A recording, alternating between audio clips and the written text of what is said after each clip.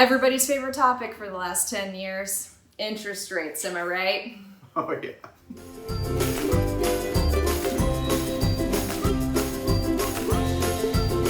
Hey there, welcome back to my channel. It's day number 2 of interviewing Clinton Miller, a fellow colleague and also my brother. And we're going to be talking about interest rates and the history of interest rates and the implications on today for the everyday retiree. Thanks for coming, Clinton. Thanks for having me. All right, so since I've stepped into the business, which was 2010, interest rates have been fairly low. In fact, the regular money market account, I have not had a career where the money market earned anything more than holding your dollar. Same for you? Yeah. So what we know of the past is that there was a time where money markets paid something. Yeah, apparently. That's what they tell us. We also know that there was a time in the past where mortgages cost a lot more in interest. Yeah, our parents, when they were first getting mortgages in the early mid-'80s, they might have paid, upwards of 10% or more on their mortgage. Makes my 3.85% mortgage look pretty darn good, I'd say. Absolutely. So there's pros and cons to this interest rate being low. For those of us who are taking out debt, maybe paying down a house debt, it's great. For those of us looking for interest for our savings, not as ideal.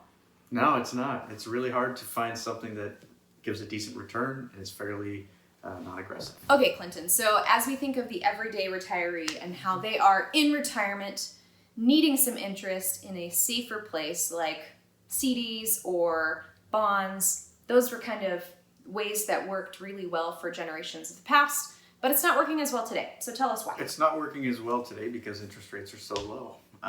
Everything revolves around interest rates. What insurance companies pay you, what returns you can expect on other investments, that all hinges on interest rates. So the fact that they've gone down so consistently over our lifetimes, means there's consistent downward pressure on returns. So a lot of retirees are forced to either take more risk or spend less money in retirement.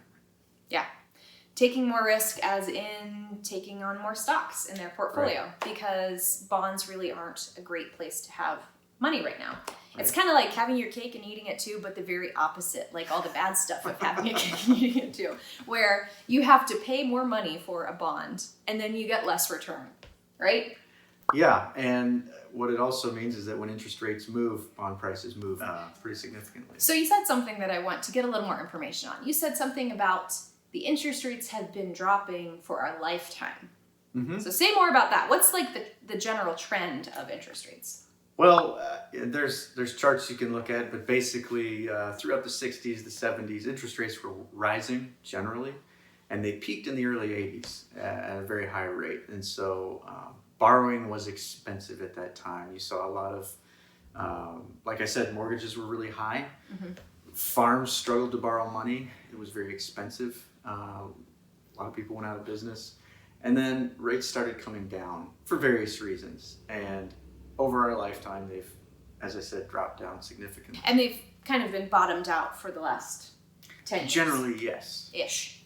Okay. And even, in some places in the country, we've seen negative interest rates, which is a whole other conversation. As we think of these interest rates, they've bottomed out. The trend is very slow, over 30 years of gaining momentum, and then 30 years of declining, and then about 10 years of bottoming out. That just means that the rise of interest rates will be slow also, because it doesn't seem like it's a fast-moving trend to begin with. It hasn't moved quickly in the past. Yeah.